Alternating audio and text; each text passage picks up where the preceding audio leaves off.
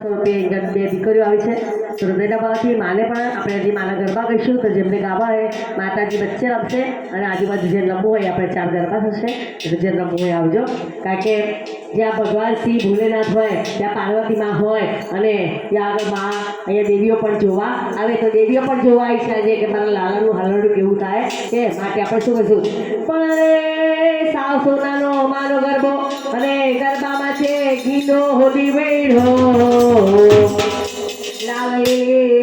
માયુડી ચૂંદડે